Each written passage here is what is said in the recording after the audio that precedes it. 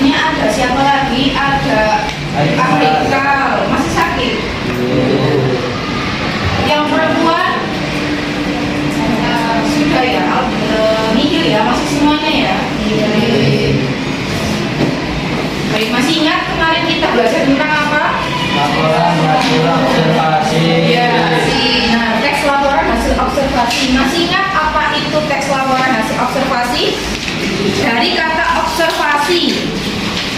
Ayo, apa kira-kira? Penelitian, apalagi? Pengamatan. Hasil penelitian. Ya, jadi kira-kira coba dilihat gambar berikut ini. Ada dua gambar. Yang ini kira-kira gambar tentang apa? Lingkungan. Lingkungan yang bagaimana ini? Yang bersih, yang terawat, yang segar. Selanjutnya, kalau ini perbandingannya dengan tadi apa? Kalau tadi bersih, kalau ini kotor ya, banyak sampah dan tidak terawat. Nah, tujuan pembelajaran hari ini, kalau kemarin kita sudah mengidentifikasi teks laporan hasil observasi yang dipresentasikan dengan lisan dan tulis. Hari ini kita akan belajar menginterpretasi isi teks laporan hasil observasi berdasarkan interpretasi baik secara lisan dan tulis. Maksudnya bagaimana? Kita akan mampu menghasilkan sebuah karya tulis, yakni teks laporan hasil observasi. Nah, jadi apa tadi teks laporan hasil observasi itu? Ya,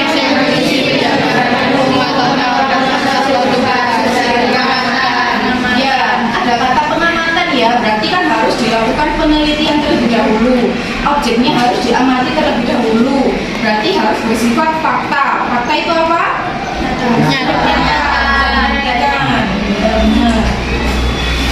Selanjutnya ada sifat dari teks laporan hasil observasi. Yang pertama bersifat informatif atau memberikan informasi. Yang kedua bersifat komunikatif dan bersifat objektif, yakni fakta. Selanjutnya tujuannya itu apa? Yang pertama mengatasi suatu persoalan. Selanjutnya menemukan teknik atau cara terbaru. Cara terbaru yang bagaimana? Kan banyak kita lakukan pengamatan. Nah, ada banyak jenis juga pengamatan. Jadi teknik-teknik atau cara terbaru pengamatan itu akan banyak. Lalu mengambil keputusan yang lebih efektif, melakukan pengawasan dan perbaikan serta mengetahui perkembangan suatu permasalahan.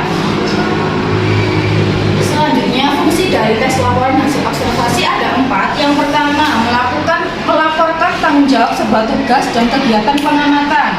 Yang kedua, menjelaskan dasar kebijaksanaan, keputusan, dan pemecahan masalah dalam pengamatan. Yang ketiga, sarana untuk pendokumentasian dan sebagai sumber terpercaya untuk informasi.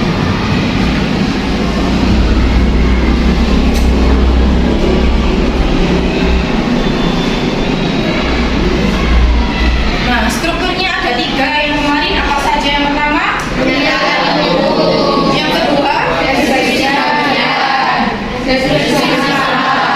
apa itu pernyataan umum, Mam? Silakan dibaca.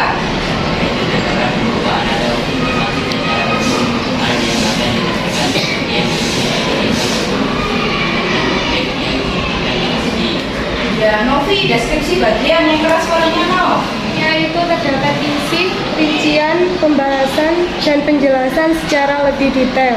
Ya, deskripsi manfaat silakan bacakan Rizky. Yang keras Ki.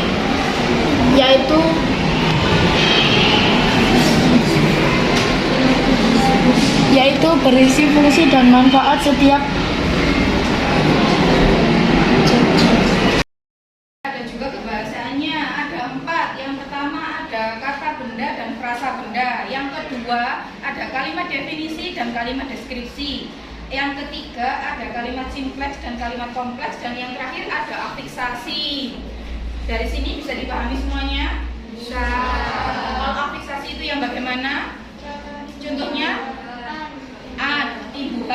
imbuhan di, imbuhan awalan, akhirat, atau di tengah-tengah ya. Kalau kalimat definisi itu yang bagaimana? Ciri-cirinya? Ya, yang menjelaskan ciri-cirinya ada kata apa saja? Merupakan, adalah, ialah. Kalau kalimat deskripsi itu yang bagaimana ciri-cirinya?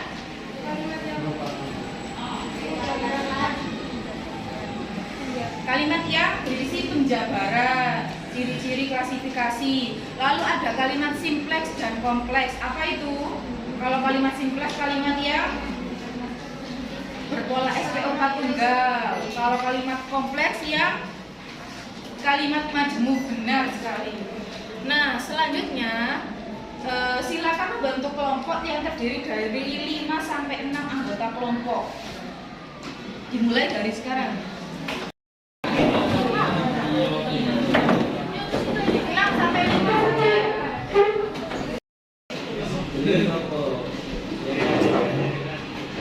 Sudah? Yang lagi sudah ya?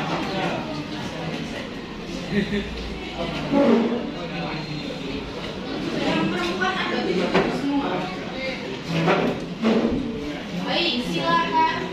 Ini sudah terbagi menjadi kelompok semuanya ya. Sekarang silakan perwakilan dari tiap kelompok untuk mengambil kotak misteri di depan ini. Jadi di depan ini ada dua kotak misteri. Yang pertama ada objek dan ada urutan. Jadi di objek ini ada kumpulan beberapa gambar yang harus kalian amati. Dan juga ada nomor urutan. Nomor urutan ini fungsinya untuk apa? Fungsinya untuk nanti ketika kalian maju sesuai urutannya itu ya.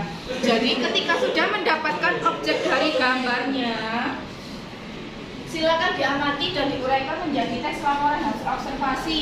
Ingat, cara menyusun teks laporan hasil observasi yang pertama, setelah menentukan objeknya, silakan susun jadwal observasi yang akan kamu lakukan observasi terhadap objek tersebut dengan menyiapkan pertanyaan atau poin-poin, dan catatlah hasil observasimu dengan memperhatikan ketepatan isi, struktur, dan kaidah kebahasaan. Ada 3 ya, ada ketepatan isi, struktur, dan kaidah kebahasaan tadi. Kalau strukturnya tadi ada 3, masih ingat?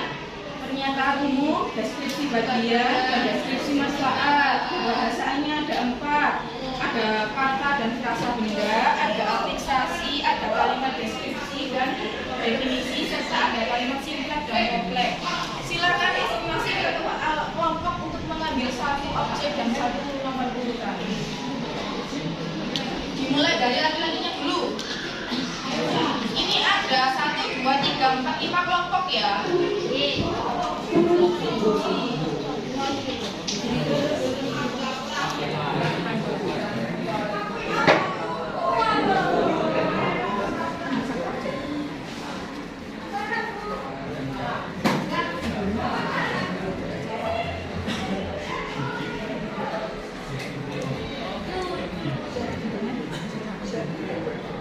Selanjutnya yang perempuan.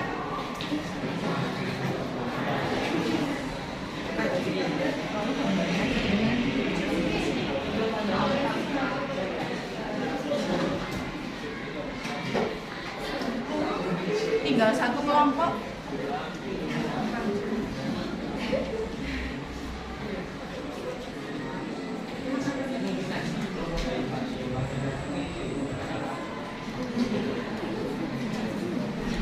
Sudah mengambil semuanya? Siapa ada yang mendapat nomor urut pertama? Kelompok dari Novi. Nomor urut kedua ada kelompok dari Mifta. Nomor urut ketiga ada kelompok dari Daril. Kelompok 4 ada Risa. Berarti yang 5 dari Angga dan kawan-kawan ya. Gambar objek apa dari kelompok Novi? Buah ciplukan. Tahu buah ciplukan itu? Tahu. Nah, silakan bergabung dengan kelompok untuk melakukan suatu penelitian tentang buah ciplukan yang kalian ketahui. Bisa dari gambar itu diamati warnanya seperti apa, bentuknya seperti apa. Ada yang sudah pernah memakannya? Ada yang sudah ya? Belum. Ya, bisa diceritakan bagaimana rasanya. Bisa dipahami dari sini? Yang kelompok 2 mana dari sini? Dapat gambar objek apa? Sampah. Nah, diamati ya, itu gambar sampahnya bagaimana? Sampah kotor. Baunya gimana kira-kira? Gimana kalian pernah menemukan sampah yang bertumpukan seperti itu kira-kira? Coba diamati ya. Yang kelompok 3 di mana? Apa yang kalian temukan? Kelinci. Coba diamati di situ. Kelinci itu bagaimana menurut kalian? Apakah menggemaskan? Kira-kira ya, bagaimana bulunya, bagaimana warnanya? Larinya cepat. Ya, nah nanti uraikan dalam sebuah kalimat teks laporan hasil observasi itu ya. Iya. Yang kelompok 4 gimana? Warnanya juga bagus. Dapat objek apa? Ya, pembelajaran di eksekutif. Kira-kira gimana pengalaman kalian 1 tahun kemarin saat melaksanakan pembelajaran di masa pandemi COVID? Uraikan dalam sebuah teks ya. Apakah menyenangkan pembelajaran daring itu? Apakah apa saja kesulitannya dan apa saja kemudahannya diuraikan ya?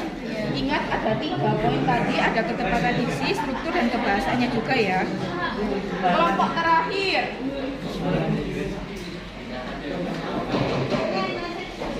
Dapat objek apa kalian? Sapi. Ada yang sudah. Ada yang punya sapi di sini? Ada. Berarti bisa ya. Bisa mengamati sapi itu bagaimana bentuknya, makannya bagaimana, minumnya bagaimana, hidupnya bagaimana, lingkungannya bagaimana. Diuraikan dalam sebuah kalimat atau teks laporan observasi ya. Dijabarkan dalam 3. Jadi ada ketepatan isinya, ada strukturnya, ada bahasanya. Masih ingat? Ya, silakan mengerjakan.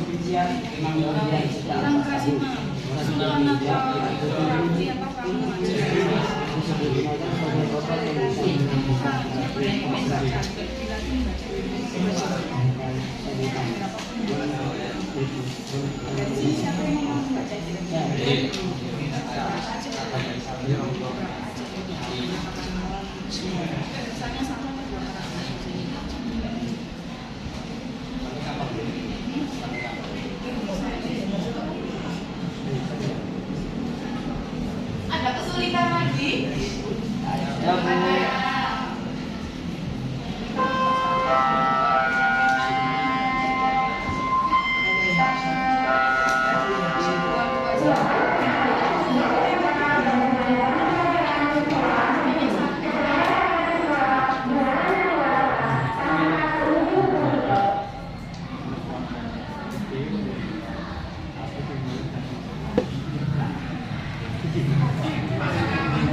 Sudah selesai semuanya? Sudah.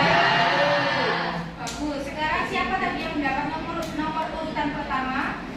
Silakan maju untuk menyampaikan hasil presentasinya. Hasil dari karyanya.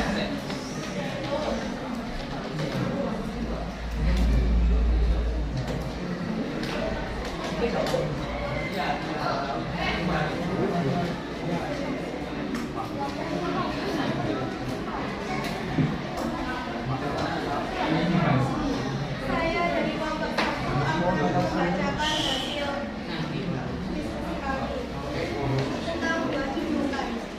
Yang pertama, judul kami Cipulkan atau dalam bahasa Latin Pisalis angulata adalah tanaman semak rendah yang memiliki banyak manfaat untuk kesehatan.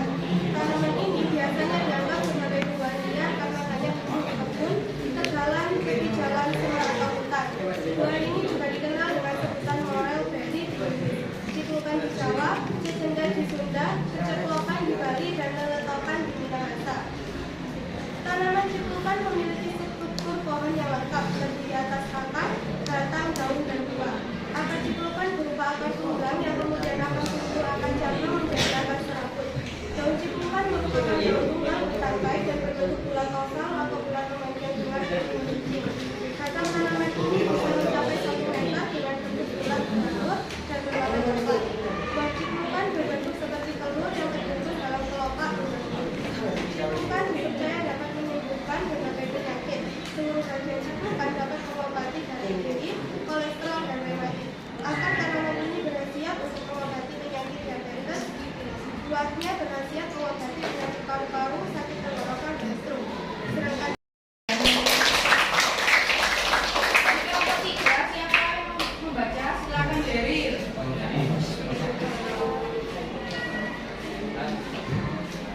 Saya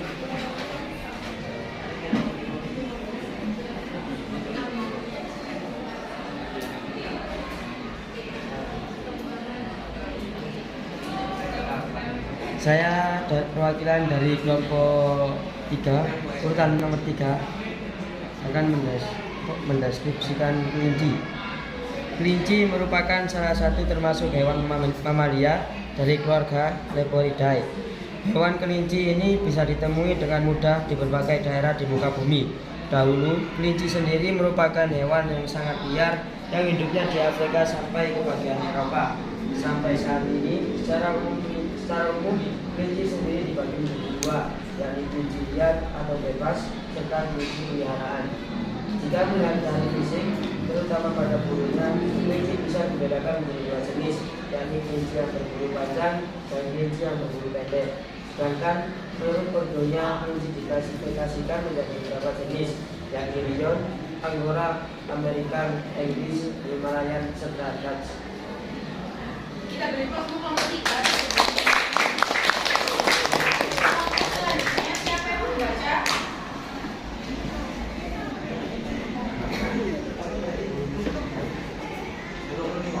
Kaisa.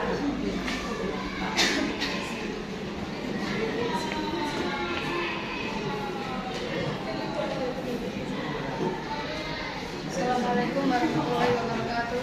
Waalaikumsalam warahmatullahi wabarakatuh. Pembelajaran di masa COVID-19. Saat ini di dunia pendidikan tengah menghadapi masalah yang cukup sulit. Di antaranya kurikulum 2013 belum dipahami sepenuhnya. Tambah lagi konsep dari materi pendidikan yang baru, Nadiem Makarim tentang Indonesia Merdeka Belajar. Lalu muncul lagi adanya kurikulum penyederhanaan dalam kondisi darurat. Hal ini juga membuat para guru semakin gamang tentang pembelajaran yang akan diberikan kepada peserta didik. Kini tantangan pada guru bertambah lagi dengan wabah COVID-19, coronavirus disease 2019 yang tak kunjung usai. Situasi ini merupakan hal baru bagi masyarakat, terutama para guru, orang tua, dan peserta didik. Para guru tersebut terbagi atas 3 golongan. Bisa mencapai rata-rata 1,9 kg. Beratnya ini pun tergantung jenis atau rasnya. Umurnya rata-rata sapi dapat mencapai 15 tahun. Deskripsi manfaat. Di sejumlah tempat sapi juga dipakai sebagai penggerakan alat transportasi, pengelolaan lahan tanam baca, dan alat industri lain. Daging sapi adalah daging yang diperoleh dari sapi biasa dan digunakan untuk keperluan konsumsi. Kita beri aplaus untuk kelompok terakhir. Baik, semua kelompok sudah maju menyampaikan hasil kerjanya ya. Dari sini bisa kita simpulkan bahwa laporan hasil observasi itu tidak hanya berupa tentang pengamatan hewan saja, ada juga lingkungan. Dapat yang kelompok 2 tadi, lingkungan yang bagaimana? Yang banyak sampahnya. Lalu ada hewan tadi, ada sapi, ada kelinci. Lalu ada juga yang pertama buah ciprukan. Lalu yang kelompok 4 ada juga observasi atau pengamatan tentang pembelajaran di masa COVID. Jadi banyak ragamnya ya, pengamatan itu tidak hanya tentang orang saja, bisa tentang lingkungan, bisa tentang pembelajaran, bisa tentang banyak hal. Nah, bisa kita simpulkan bahwa dari tes laporan hasil observasi ini, tadi strukturnya ada berapa? Yang pertama apa saja? Yang kedua, manfaat. Lalu pembahasannya ada apa lagi? Ada apa saja? Ada frasa dan kata benar, ada apliksasi benar, ada apa lagi? Kalimat definisi dan deskripsi, dan yang terakhir kalimat simpleks dan kompleks. Nah, langkah-langkahnya ada 5. Yang pertama menentukan objek, yang kedua menyusun jadwal, yang ketiga melakukan observasi, yang keempat memperhatikan ketepatan isi, struktur dan kebahasaan, dan yang terakhir meneliti kembali atau merevisi kembali.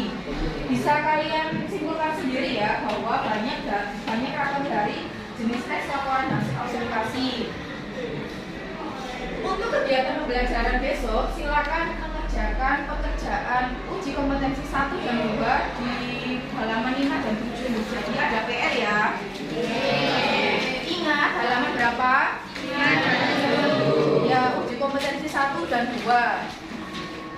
Karena waktunya sudah habis, kita akhiri pembelajaran di pagi hari ini. Selamat pagi dan assalamualaikum warahmatullahi wabarakatuh. Waalaikumsalam warahmatullahi wabarakatuh. Kalimatun Nuroniyah. Terima kasih saya sampaikan telah diberikan izin saya untuk mengikuti pembelajaran yang dunia laksanakan. Setelah saya amati ketika pembelajaran, insya Allah cukup baik karena sudah ada kesesuaian antara tujuan pembelajaran yang jenengan rancang dengan kegiatan-kegiatan yang ada di kelas. Dan saya cukup menarik ketika dunia membuat kegiatan yang membuat anak berkelompok, anak aktif, itu cukup baik. Makanya sekarang sudah mulai dikembangkan anak senang, anak bisa. Itu mungkin harus dikembangkan oleh semua guru dan itu sudah nampak pada pembelajaran dunia. Terima kasih, mohon dikembangkan untuk berikutnya.